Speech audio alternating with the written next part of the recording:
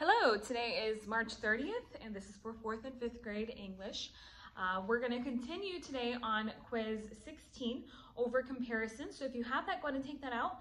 And we're just going to review real quick, and I'm going to give you some time to start on your quiz there. It's just a small, short quiz. Nonetheless, I feel like it's important for us to review over this since it's been a couple weeks. Before spring break is when we went over this. So let's look on the board here, and we're going to go over what comparisons are. Adjectives can show how one person or thing compares to another. So on the board here we have some pictures. We're going to go over these pictures together. Let's look at the first one here. Whenever you have an adjective here, like cold, you can see here that I'm not comparing anything. Don't look at the other pictures yet. I'm not comparing anything to cold. So there's no need to put any ending. It's just cold. Now, whenever two people or things are being compared, you always add ER to the end of the adjective. Notice the second picture here. Here we have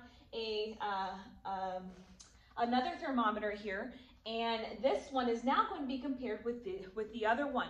When we compare two things to the two things, we always add the ending ER.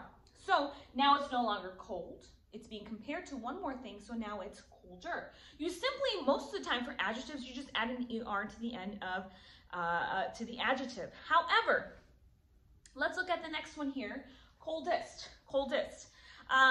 When three people or things, in this case here, are being compared, we add EST to the ending of the adjective.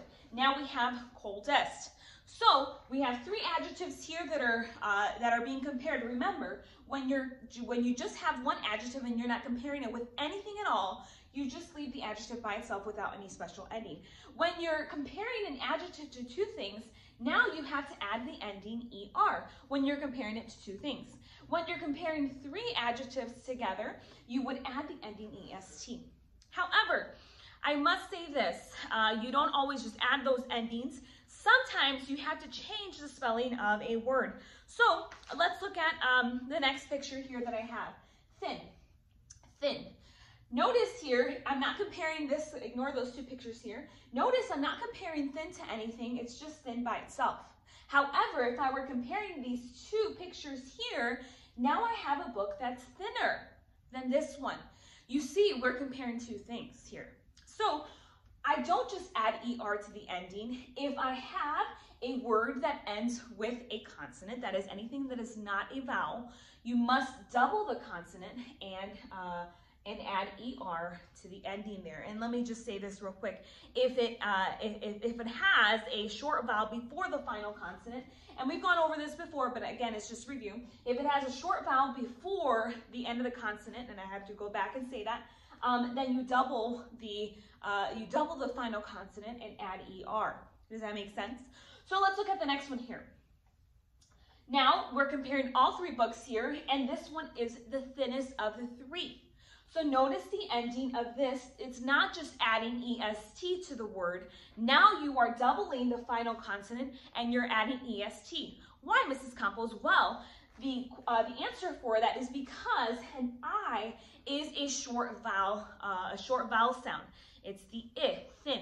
And so when you have that in an adjective, you must make sure that you change the spelling. What you're going to do is you're going to add another vowel to the end, or not a vowel, another consonant, the same letter, and add ER or EST. Just reminding you, it's only when you compare, when you're comparing these things, make sure you look. If you're comparing two things to each other, two adjectives to each other, then you add the ER. Again, if you're comparing three, then you add EST. Let's look at the next one here. Another rule of thumb here to follow is if the adjective ends with E, you must drop the E before adding ER or EST. Here we have the first picture. We have late, okay? This is not being compared to anything here. It's just a picture by itself, late. However, if we wanted to say this boy came later than her, then here we would just drop the E. Okay, notice the spelling. We wouldn't just say later. It wouldn't just be ER at the end here. You would have to drop the E and then add ER. That's the rule of thumb for any adjectives that end with E. Let's look at the next picture here. This girl is the latest of the three. So look at the spelling here. It's not latest, spelled L-A-T-E-E-R. It's L-A-T-E-S-T. And in this case here, again, we drop the E and add E-S-T. Now for the last example here, I don't know if you can see there, I hope you can, but we have three adjectives. Again, here's another rule of thumb. If an adjective ends with Y, change the Y to I before adding ER or EST. Here we have fancy. Okay, fancy is spelled F-A-N-C-Y. If you're not comparing anything to that adjective, then it would just be fancy by itself. However, if you're comparing that to another word, then you would have to add ER to the end. However, since it ends with Y, again, the rule of thumb is for you to change the Y to I and add ER. So if you're comparing two things, for instance, if I said this watch is fancier than that watch, you would have to change the spelling completely. Now let's look at the last one, fanciest. Fanciest. If I'm comparing three things or more, then you would have to use this adjective fanciest. Again, since it ends with Y, the original adjective ends with Y, you change the Y to I and add EST when comparing three adjectives together. Now look with me at the directions there for quiz 16. Roman numeral number 1 on quiz 16 over comparison says this. I'm going to read it out loud, but if you can, read it silently there at home while we're doing this. The Roman numeral 1 says this.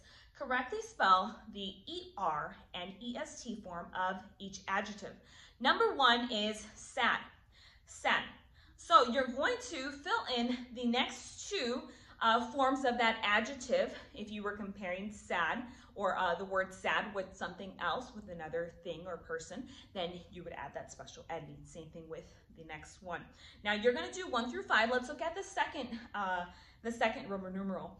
It says fill in the blank. In the blank, write the correct form of the word in parentheses. Number 6 there. Tell me what would be, I know we're just going to do number 6 here together, and that way you understand how to do this quiz. Number 6 says this. Amanda's desk was the blank in the classroom. In parentheses there, you see the word neat. Now, what would be the correct adjective to use in this case?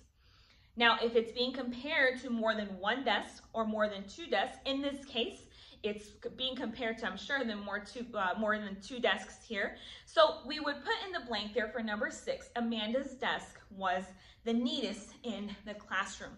So for number 6 there, write neatest. Now you are going to finish number 7 through 10. And once you're finished with that, you don't need to grade that. You can go ahead and return them. We're going to find a way here to be able to get our quizzes in and tests in. And hopefully I'll get that graded. But try your best on this quiz. And if you have any questions, please don't hesitate to either text me, give me a call, or you may email me at adriana.campos@cbshammond.com. I hope you have a great day and tune in for the next video.